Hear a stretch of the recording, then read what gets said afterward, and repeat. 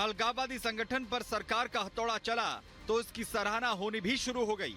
सरकार के इस फैसले को सही बताया जा रहा है और माना जा रहा है कि पाकिस्तान जिन ताकतों की मदद से भारत में आतंक फैलाने की कोशिश करता है, उससे अब भारत सरकार ने तोड़ने का काम किया है। जो जीरो टॉलरेंस की नीति है मोदी सरकार की आतंकवाद के प्रति, ये उसी को देखकर किया है, स्वागत योग्य कदम है।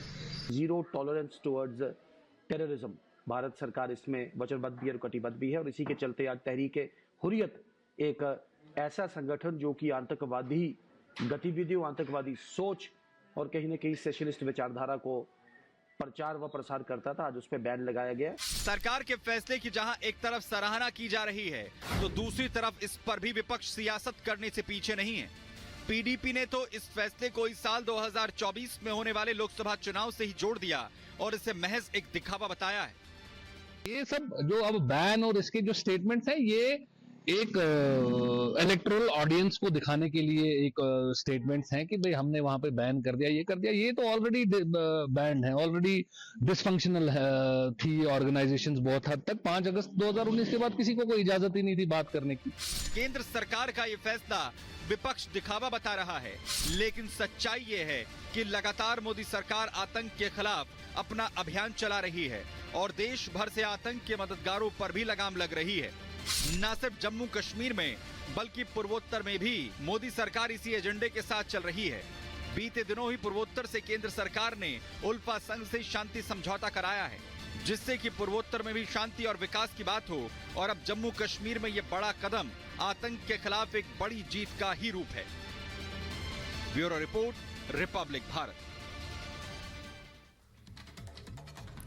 और चलिए बात अब कर लेते हैं इंडी गठबंधन से जुड़ी हुई, जहां पर अभी तक सीटों का बंटवारा नहीं हो पाया है और सीटों के बंटवारे की डेडलाइन खत्म होने के साथ ही ममता बनर्जी ने बड़ा निशाना साधा है। दरअसल ममता बनर्जी की पार्टी टीएमसी के एक दिग्गज नेता कुणाल घोष ने बंगाल कांग्रेस को घेरे में लिया है और बंगाल कांग्रेस पर निशाना साधते हुए बंगाल कांग्रेस को दलाल करार दिया है। रिपोर्ट देखिए।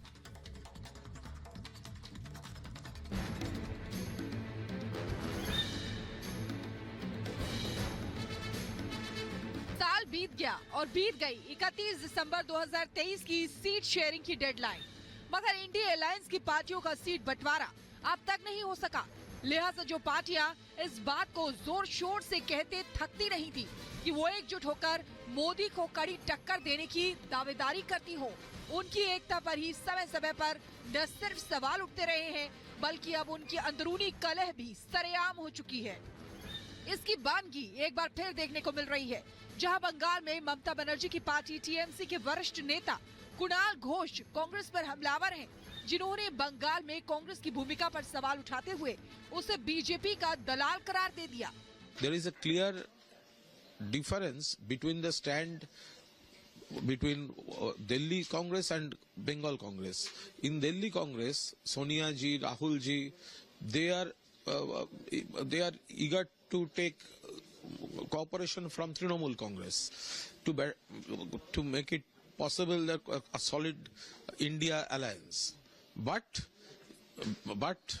in Bengal, the state Congress, they are playing a role of dalal of Bhajpa. वो यही नहीं रुके, उन्होंने साल 2021 में बंगाल विधानसभा चुनाव के दौरान कांग्रेस सीपीएम गठबंधन पर निशाना साधते हुए ये कह दिया कि बंगाल में कांग्रेस का कोई प्रभाव नहीं है। In 2021, Trinamool Congress fought the battle and defeated BJP. When this Congress and CPM made an alliance and only to create vote division,